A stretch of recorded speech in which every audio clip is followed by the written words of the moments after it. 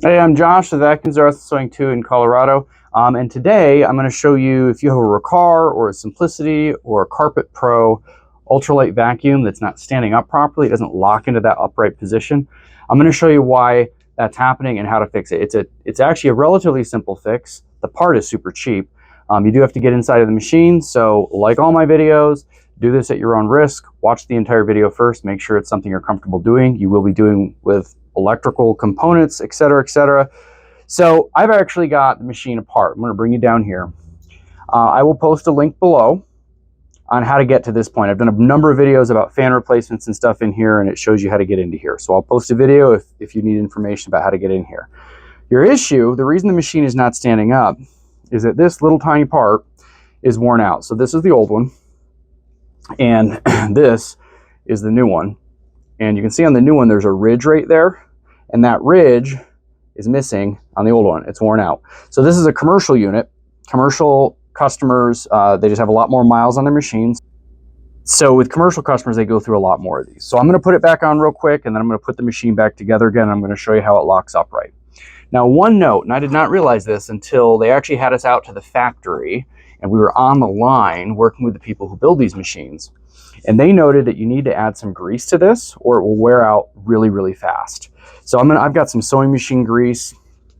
Any heavy lubricant will work, but I'm gonna use some of the sewing machine grease. It's what we've got. And I just put it right there on the ridge is all. And you know, it's funny, after we did that, after we went to the factory and they told us that, we have found that the new upright stops that we're putting in last a lot longer. We always thought it was a weird phenomenon, right?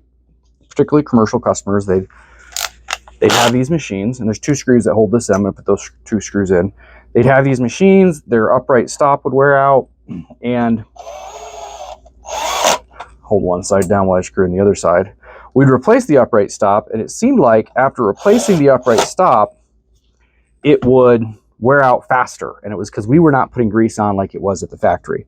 So in a lot of my other videos, I've shown you that I put silicone around in here when I put it back together again to help to seal it, to not get as much dust inside there. I'm not going to re-silicone this. It's been recently silicone, and there's actually silicone already on there, which will act as sort of a gasket. So I'm not adding silicone, but if you're doing this at home, I would really suggest getting a tube of pure silicone. They're $7 or $8, and you can put silicone around there as you seal it back together again. They do not come with silicone on them from the factory. That's just clamped down tight. I found that over time you start to get dust leaks, and putting silicone in there is helpful. So you've got 2 screws on your motor, and then you've got 3 screws on the fan side, 1 on each side of the fan housing, and then 1 on the outside of the fan housing. We're going to pop that last one in there, and I will put a link below for that part where you can find that part. You can purchase that. It's called a detent or an upright lock. One note: when you're putting these ultralight machines together, these wires right here will tend to fall out. There's a wire channel right there for the motor. You want to make sure those wires are in there, because when you clamp it down, you may potentially pinch the wires. Now, while I'm in here, I note that one of their wire crimps right here is actually broken. And I'm going to go ahead and replace that, because I don't like that. That's not safe. And I'm just going to replace their wire crimp real quick. I also tend to think this is probably something that we actually did and overlooked, because it looks to me like this has had a cord replacement done at some point based on the zip ties. The machines don't come with zip ties on the cords, binding the cords together on these particular units, not this color zip tie anyway. And so I know we've been in here before, and again, it's a commercial customer. We work on their machines a lot.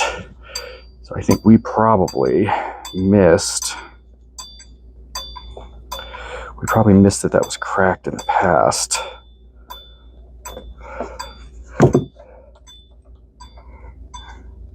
All right, now we're good. Okay, so we're gonna slap this back together again.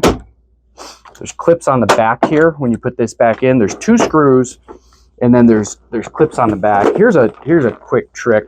When I'm working on these machines, I zip tie the cord together so we don't have cords flopping all over the place as we're working on the machine. It keeps everything in one place, keeps the cord from getting tangled up, right? Put this back down here. All my benches are waist height. You can work on the machines right here like this and kind of hold on to the machine. That works out really good. There's 2 screws on the back we're going to put in, Actually, there's one screw. Again, it's commercial, and they're missing a screw. So we took out one. And I'm going to go over here to the random bin full of screws that every vacuum tech has on their bench. Find another one. Ah, that's why it's missing. It's stripped out.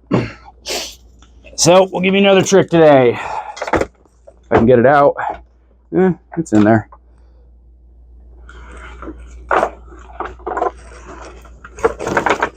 Okay, it's in there. It just spun a little bit. We're good. If you have stripped out screws in like this, plastic housings like this, you can take, not the screw stripped out, but rather the housing is stripped out where it's going in. You can take a zip tie, put it inside the hole, and then when you put your screw in, it'll strip out the plastic on this zip tie and it'll go in tight. That's a trick there. A lot of these machines that we've been into a lot, we've done a lot of repairs because they're commercial, for example. They start getting stripped out where the housing is, and you can throw a zip tie in there and it'll tighten back down again. I'm going to reinstall the brush. This thing's going to be good to go. I will show you what I'm talking about though now. So previously, this machine would not lock, right? It would just flop backwards. You can hear that click, right? Now it locks up. You have to apply pressure and you can hear it's locking up. And that was just that little red thing wore out. Big trick here, remember to put grease on it when you put it back in.